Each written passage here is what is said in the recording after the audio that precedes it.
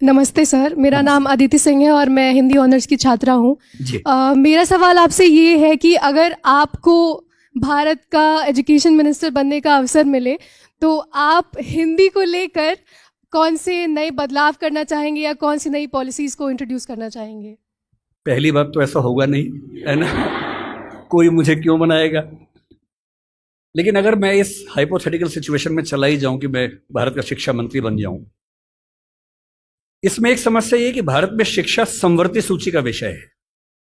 समवर्ती सूची का मतलब है कि केंद्र सरकार के पास शक्तियां सीमित हैं, राज्यों की अपनी शक्तियां हैं। तो सबसे पहली बात, मैं राज्यों पर थोपूंगा कुछ भी नहीं, मैं सारे राज्यों के शिक्षा मंत्रियों के साथ संवाद करूंगा। मैं उन सबको प्रेरित करूंगा, समझाऊंगा। मैं उनसे कहूंगा कि तमिलनाडु में मेडिकल साइंस तमिल में होनी चाहिए, कर्नाटक में कन्नड़ में होनी चाहिए, हिंदी क्षेत्र में हिंदी में होनी चाहिए, हिंदी में नहीं इंग्लिश में होनी चाहिए, ऐसी कन्नड़ प्लस इंग्लिश में होनी चाहिए, तकनीकी शब्द अंग्रेजी में रहे। और वो शिक्षा सिर्फ मेडिकल साइंस क्यों, इंजीनियरिंग भी, लॉ में भी, जुडिशरी में भी। मैं ये भी चाहूंगा कि भारत के हर एग्जाम में, केंद्र के हर एग्जाम में अंग्रेजी और हिंदी का समान महत्व होना चाहिए। और राज्य स्तरीय हर परीक्षा में उस राज्य की राजभाषाओं का सम्मान होना चाहिए। महाराष्ट्र पीसीएस में मराठी की भूमिका अंग्रेजी से कई गुना ज्यादा होनी ही चाहिए, क्योंकि वहां के एसडीएम को, डीएसपी को मराठी लोगों से बातचीत करनी है। और यदि किसी राज्य में 2-3 राजभाषाएं हैं तो वहां की परीक्षा में उन दोनों तीनों राजभाषाओं की परीक्षा होनी चाहिए, ताकि वो व्यक्ति सेवाओं में आए जो उन भाषाओं को बोल सकता है। कुछ ऐसे प्रयास। और तीसरी बात, अभी हमें शिक्षा पर बजट हम बहुत कंजूसी से खर्च करते हैं। हमारा ज्यादा बजट सेना पे खर्च होता है और चीजों पे होता है। मजबूरी वो भी है, सेना को हम नहीं छोड़ सकते, क्योंकि सुरक्षित होंगे तो पढ़ेंगे, अगर युद्ध हो गया किताब फेंके तो मारेंगे नहीं, तो हमें ये हथियार चाहिए ही चाहिए, युद्ध तो करना ही पड़ सकता है। पर मैं चाहूंगा कि शिक्षा पर हमारा खर्च बढ़े।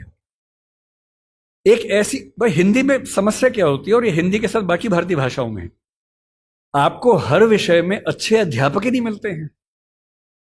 अच्छे अध्यापक क्यों नहीं मिलते हैं? क्योंकि अच्छे कॉलेज ही नहीं है। अच्छे कॉलेज क्यों नहीं है? क्योंकि अच्छे शिक्षक पहले बने ही नहीं थे। अच्छे शिक्षक क्यों नहीं बने थे? क्योंकि उनको पता था कि नौकरी मिलेगी नहीं। अगर नौकरी इंग्लिश में ही मिलेगी तो लोग इंग्लिश मीडियम में ही पढ़ेंगे। इस बच्चे ने अभी भी कहा कि मैं अंग्रेजी माध्यम में, मुझे हिंदी ज्यादा समझ में आती है। पर ये अंग्रेजी माध्यम में क्यों है? क्योंकि नौकरी का संकट है, एक मजबूरी है कि नौकरी इंग्लिश में मिलेगी। अगर भारत सरकार ठान ले और राज्यों की सरकारें ठान लें, अपनी अपनी भाषाओं में पढ़ाई लिखाई की संस्कृति को ठीक से विकसित करें। रामविलास शर्मा जी ने कहा था कि हर जिले में एक विश्वविद्यालय होना चाहिए अपनी भाषा में। आंध्र प्रदेश के हर जिले में एक तेलुगु विश्वविद्यालय हो, जो उस जिले की विशेषताओं को केंद्र में रखकर ज्ञान, विज्ञान, कौशल का विकास करता हो। यह हिंदी पट्टी में होना चाहिए। हर जिले में विश्वविद्यालय हो, छोटा ही हो, एक विश्वविद्यालय हो। उस जिले में खेती कैसे अच्छी हो सकती है, उस जिले में उद्योग कैसे पनपेगा, स्टार्टअप कैसे होगा, उस पर रिसर्च वहां पर हो, वहां की भाषा में हो, वहां के किसान को समझ में आती हो। और देखिए, अनुवाद की दुनिया बड़ी समृद्ध हो चुकी है। आज से 4 साल पहले गूगल ट्रांसलेट करने पे हंसी आती थी। आज क्रिएटिव ट्रांसलेशन छोड़ दीजिए, तथ्यों का अनुवाद मैं तो अक्सर लगभग रोज इस्तेमाल करता हूं। हम जिस संस्था में काम करते हैं दृष्टि में, हमारी राजभाषा हिंदी भी, अंग्रेजी भी है। और मैं सुनिश्चित करता हूं कि हमारी संस्था में जितने भी नोटिफिकेशन आएंगे पहले हिंदी में आते हैं, फिर अंग्रेजी में आते हैं। मैं खुद बनाता हूं, दोनों भाषाओं में बनाता हूं। पहले हिंदी में, गूगल ट्रांसलेट पे जाता हूं, 1 सेकंड में अनुवाद हो जाता है। फिर उसको चेक करता हूं। आश्चर्य आपको होगा कि पहले 40-50% सही होता था, आजकल 95-97% सही होता है। मुश्किल से 2 साल रुक जाइए, यह मामला 100% का होने वाला है।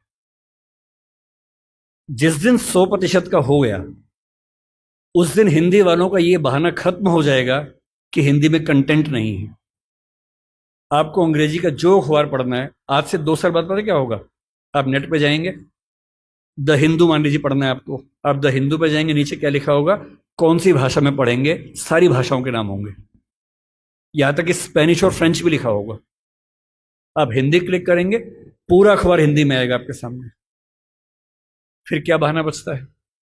दुनिया की जो भी किताब पढ़नी है, एक टैबलेट आपके पास होगा या बुक रीडर होगा, दुनिया की जो किताब पढ़नी हो अपनी भाषा में आप पढ़ेंगे और अनुवाद की समस्या रत्ती भर नहीं होगी।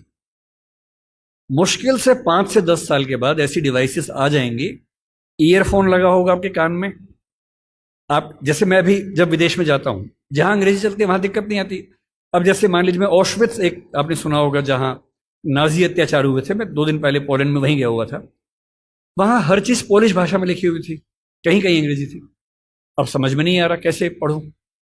गूगल ट्रांसलेट पे जाके कैमरा ऑन करना है, लैंग्वेज में आपने कर दिया पॉलिश टू इंग्लिश, आप कैमरा जहां जहां ले जा रहे हैं पॉलिश इंग्लिश में कन्वर्ट होकर दिख रही है आपको, कोई समस्या ही नहीं है। वो सारी पॉलिश लिखी है, मैं सारा अंग्रेजी में पढ़ रहा हूं, कहीं कहीं हिंदी में पढ़ रहा हूं, सब कुछ हो चुका है। मुश्किल से 2-3 साल बाद क्या होगा, ऐसे हेडफोन्स और माइक आ जाएंगे, आप अपने कंप्यूटर से या फोन से कनेक्टेड हैं, एक पॉलिश व्यक्ति या मान लीजिए डच व्यक्ति आपसे बात कर रहा है, नीदरलैंड्स का, उसको केवल डच आती है, मुझे केवल हिंदी आती है। मैंने अपने फोन में डच से हिंदी सेट कर दिया, उसने अपने फोन में हिंदी से डच सेट कर दिया, वो डच बोल रहा है, मेरे हेडफोन में जो माइक है वो उसको सुन रहा है, कंप्यूटर कनेक्टेड है, फोन कनेक्टेड है, मेरा फोन तुरंत उसको हिंदी में कन्वर्ट करके मुझे हिंदी में सुना रहा है। मैं हिंदी बोल रहा हूं, उसे डच में सुन रहा है। और ये मैक्सिमम अगले 5 साल का मामला है। 5 साल बाद बेबीलोन की मीनार बन जाएगी। 5 साल बाद आप दुनिया की किसी भी भाषा के साहित्य को, साहित्य में थोड़ी दिक्कत आ सकती है, ज्ञान विज्ञान की बात कर लेते हैं, किसी भी भाषा के ज्ञान विज्ञान को आसानी से पढ़ सकेंगे। अगर मैं शिक्षा मंत्री बन गया, जो कि मैं नहीं बनूंगा, मैं जानता हूं, क्योंकि लोग क्लिप काट के चलाएंगे कि देखो बनना चाह रहा है ना। अगर ऐसा कभी हुआ तो मैं सुनिश्चित करूंगा भारत के हर विश्वविद्यालय में हर ज्ञान की चीज हर भाषा में उपलब्ध हो। और 20-25 साल लगेंगे, जिस दिन हिंदी, मराठी, तमिल बच्चों को समझ में आ गया कि उनकी भाषाओं में भविष्य है, वो अपनी भाषाओं में पढ़ के आग लगा देंगे, ऐसी ऐसी रिसर्च करेंगे अभी हम कल्पना नहीं कर सकते हैं। और जिस दिन सारी भाषाओं में आत्मसम्मान का भाव आ गया, रिसर्च होने लगी, पढ़ाई होने लगी, उसके बाद आप देखिए फिर क्या होता है। क्यों आपको उच्च अध्ययन के लिए केवल JNU या अशोका समझ में आता है जहां अंग्रेजी में ही चीजें मिल पाती हैं? क्यों ऐसा नहीं होता कि कुछ ऐसे विश्वविद्यालय हो जहां हिंदी में इतने स्तर के ज्ञान की बातें होती हों जो दुनिया के बेस्ट यूनिवर्सिटीज के लेवल की बातें हैं?